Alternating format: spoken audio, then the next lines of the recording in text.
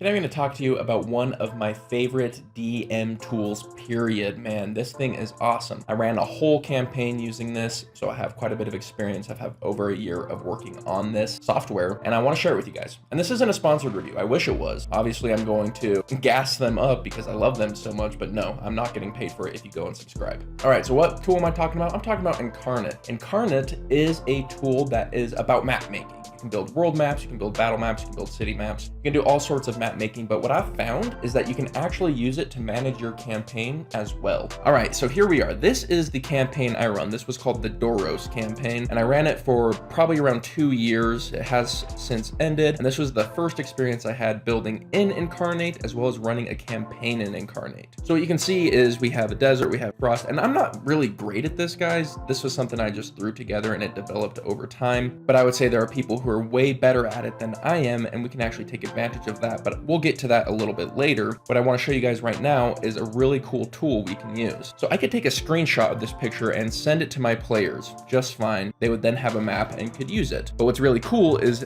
there's a notes tool that I can click on that then pulls up only DM notes. So if I go ahead and click on Redwater over here, which was the capital city, we can jump over to Redwater and then it can have a link to another map. So I can now go into Redwater. And I really like that three-dimensional movement where we can jump from the world map into a city map into a battle map. I think that's really, really dope and something I really enjoyed about using Inkarnate. As you guys can see, the load time is something to be desired, but I suppose it's understandable when we're loading up 368 assets, but that is one downside I could say. And here we are in Redwater. This is not a map I created, which is one of the cool things about Inkarnate I alluded to earlier is you can take other people's maps if they allow you to, and many, many people do. So you have a ton of assets that you don't even have to build. You can build your own just fine, but if you want people who are more experienced than you can just go take their cities. This is what I did in this case. Now, once again, I can click on the notes. Once again, my players can have this map, but then I can have these secret notes behind them that are marking potentially secret locations. Now I can go over to Castle Truth, click on it, and I have a couple of notes written down there. In the top left, I kind of have more broad notes as well as a link back to the world map. So if I want to go to the world map, I can go ahead and click on the region map. Then I have my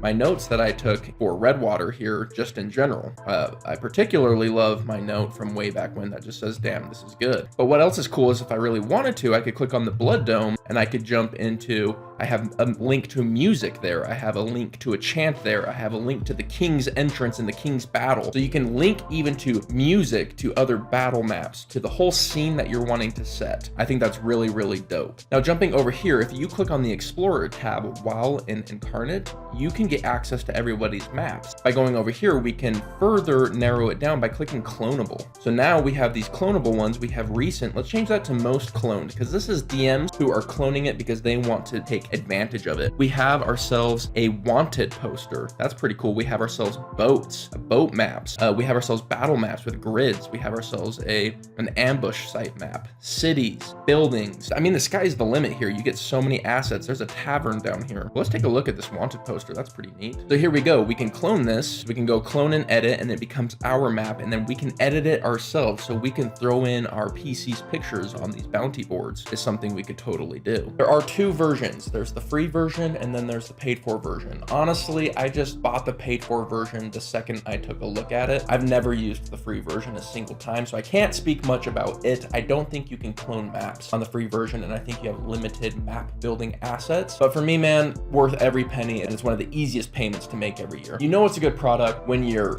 card gets canceled. You know, I had to get a new card, and the first thing I do is go and renew my Inkarnate subscription. Anyways, love it. Let me know what you guys think in the comments down below. Is there other programs that I'm sleeping on? I'd also love to hear that. If you're interested in supporting this content and getting some benefits along the way, check out our Patreon. We really appreciate it. But other than that, guys, hope you have yourselves a fantastic day, and I'll catch you on the next one. See you later. Bye.